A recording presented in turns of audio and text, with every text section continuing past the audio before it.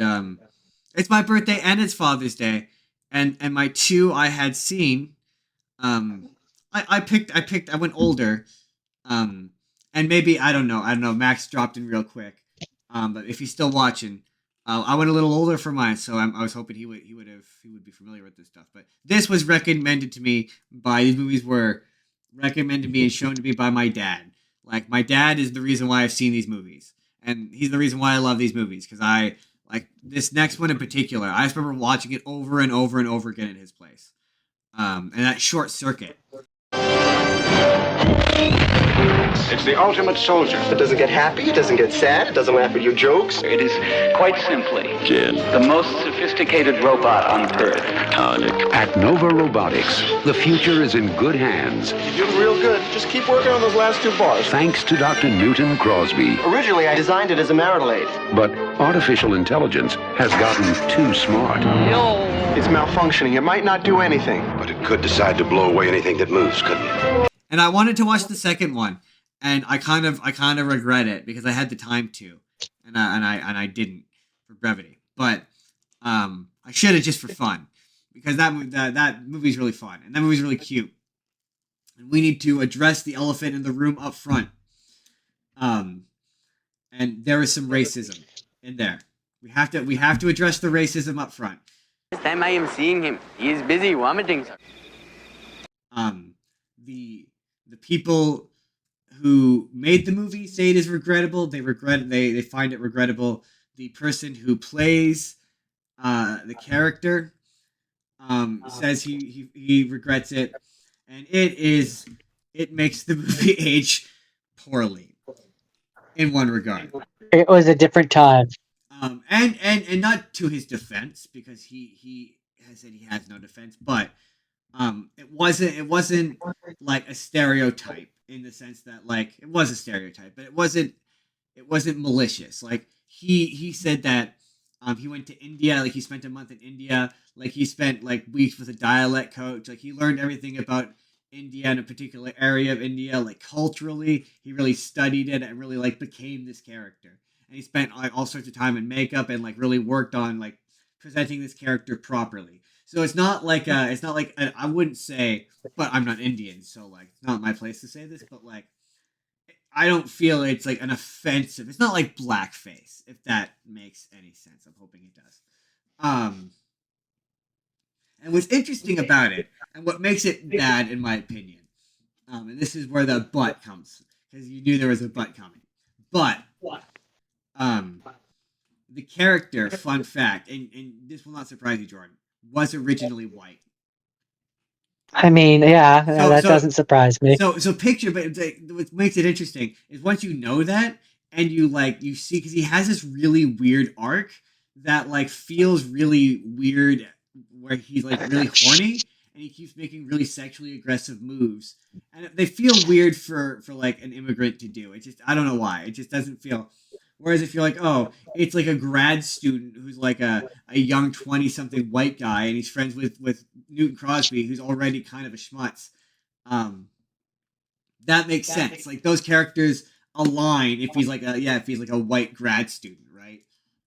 Yeah. And so when you watch a little bit more, yeah. When you watch this movie with that idea, you're like, yeah, all of his lines reflect that. They reflect the fact that he was probably once a white guy, and so that's why they cast Fisher Stevens, the guy who plays him. But it was when he was watching, I can't remember what it was, but the writer or director, he was watching this, I think it was Seinfeld or something, where it was like, oh, there was some disagreement, cultural disagreement between a French guy and some other guy. And he was like, oh, he wanted to include this element of like cultural difference between these two characters as like a contrast. But it's like, yeah, but he didn't have to be Indian, did he? He could have been one of the white countries that was culturally different. He could have been a French guy. Like it's just you put a lot of effort into making him an Indian guy. Is what I'm saying. Well, so my thing is that it was written to be for a white guy. Yeah, and he was a white character. They cast a white guy. Yeah, and so then they decided to just completely 180 and do a thing that doesn't work. And then instead of recasting, like Like you should have been like, oh, we want to make this character a character Indian. Cool. Pay the guy out and then hire an Indian actor. Like I just don't believe that even in the 1980s, there's too many stopgaps of like, yeah, of course you find it regrettable. People are being like, yeah, that's really bad. And like the reason why the actor came to the like realization that it was bad was the comedian Aziz Ansari. You know him. I recognize the name. You know him. Voices. He's voiced 1,000 characters. But he's an Indian comedian. That's all you really know for the purposes of this bit. He's the one. He was in 30 Minutes or Less, right? Yes. He's in 30 Minutes or Less. Yeah. That guy. He wrote an essay. At least I'm pretty sure it's him. The guy had the same last name if it's not him. And if someone correct me if I'm wrong. But he wrote an article where he interviewed the guy who played Benji. And the whole premise of it was I didn't know that this guy wasn't Indian for like 20 years. And neither did we. Like, it wasn't until it was a clip from Friends where the guy who plays Benji shows up, and he's Phoebe's boyfriend. He shows up, and I remember I think you were there, and I was like, why does he look so familiar? And it was driving me crazy. I'm like, why does he look familiar? He looks so familiar, and I could not figure out why. Normal white guy. I'm like, oh my god. And so Google, I go, he's in Short Circuit. Who is he in Short Circuit? He's the brown guy in Short Circuit. Oh no. And yeah, it's not great. So we've gotten that out of the way, okay? That having been said, this is a fun movie, but like I really realized the robots are kind of terrible. They're kind of not very good. Like in terms of an actual combat scenario, even in that decade, and this is a very 1980s movie, but even in the 1980s, like these like you would have to drop in, like, to be clear, these things are set up in their initial introduction as being manned by like 3 or 4 guys on computers.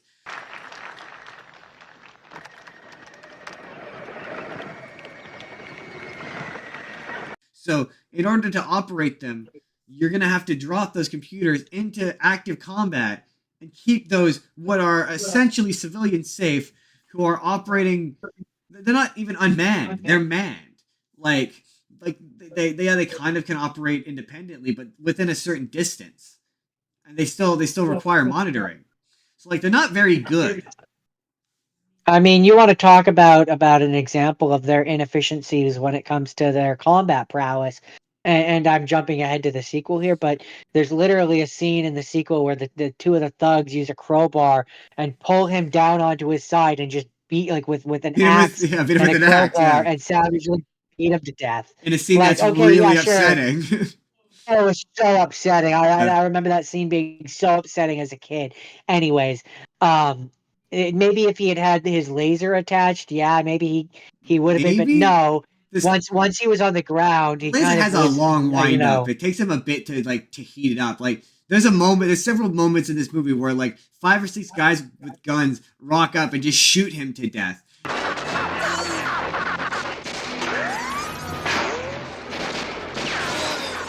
And it's like,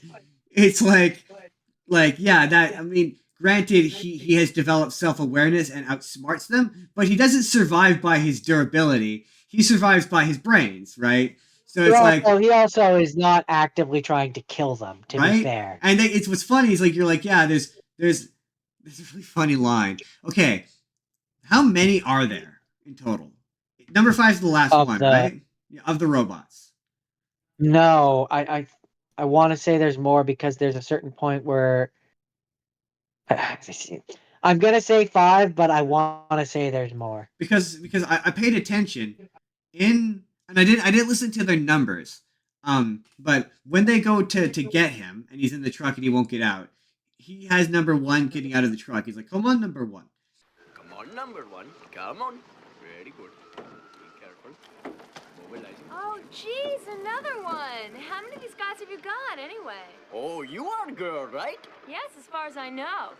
And then at the end, when they set them on him, I wasn't really paying because I've seen this movie so many times. I don't. I know. No phone test. No You're phone test, now but- you're saying what you're saying makes sense because there's number one who he defeats early in the movie, and then when they send the three more after him, and he does the Three Stooges. Where are you guys going? Who's that? A wise guy. Oh, excuse me. Excuse this. And this. Oh! And down. Down. Cut it out.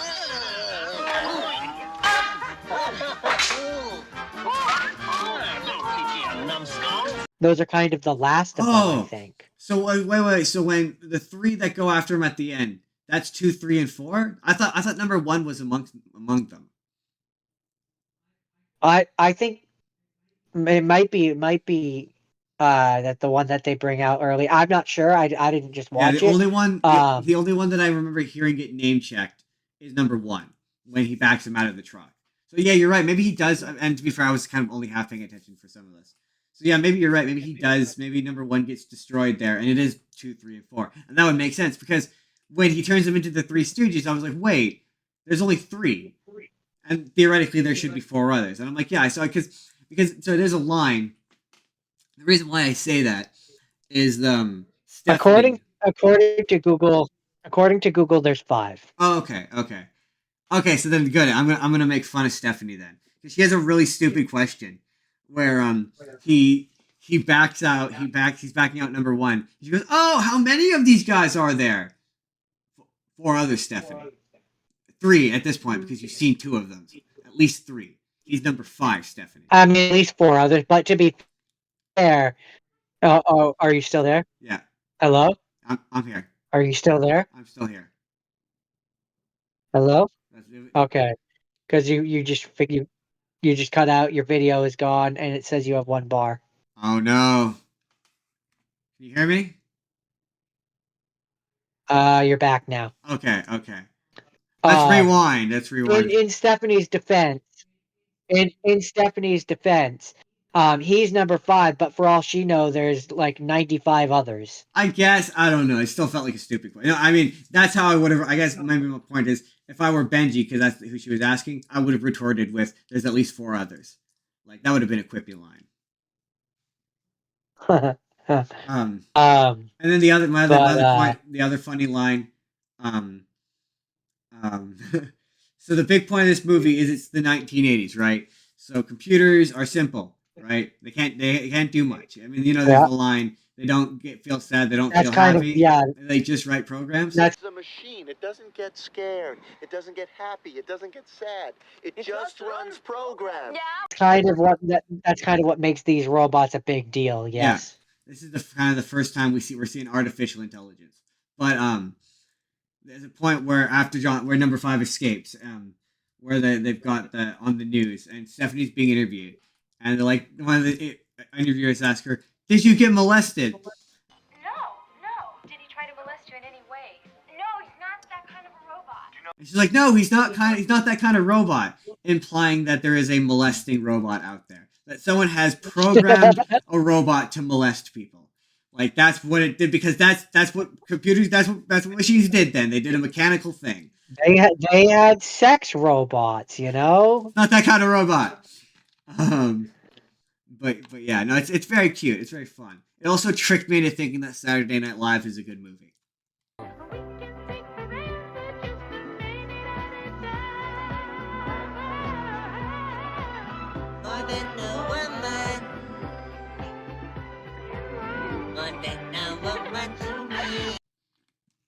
He's got the dancing. Yeah, there's so many scenes in that movie from Saturday Night Live. And you're like, no, it's just a cute movie where people dance. It's not a cute movie where people dance. I hate that movie. It's a bad movie. That's fair. That's Still not bitter what about okay, it. Justin. Bitter about It's it. okay, Justin. That's not what we're here to I have talk about, negative- and it can't hurt I you have anymore. negative nostalgia towards it.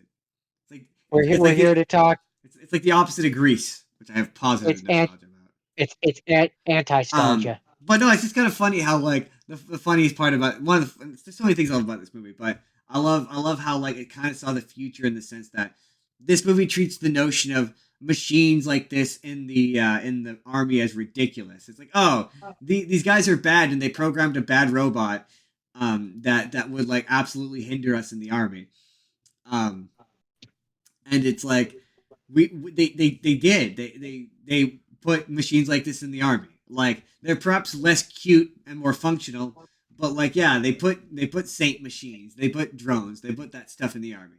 And I just thought it was like, yeah, in the 80s they thought that the idea of that was ridiculous, and they went that way. The 80s predicted the future. Yeah. I just thought that was really interesting. And do I have a final thought? Remember when Steve Gutenberg was a thing?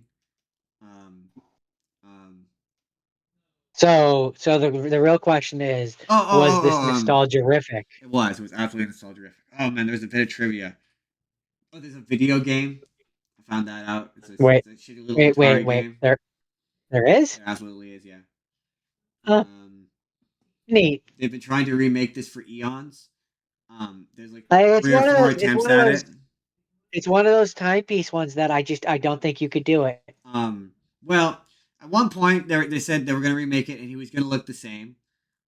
Here's what I would do. It's about AI. And instead of a robot becoming alive, it's an AI, and he slowly develops awareness, whatever, and then he builds himself a body, and then but that's just Terminator. And then yes, but you do a fun family friendly version of it, and then you do it where like midway through the movie he builds himself a body, and then the first body he builds is the original body. It's like a fun reference, and then he has a fun new body.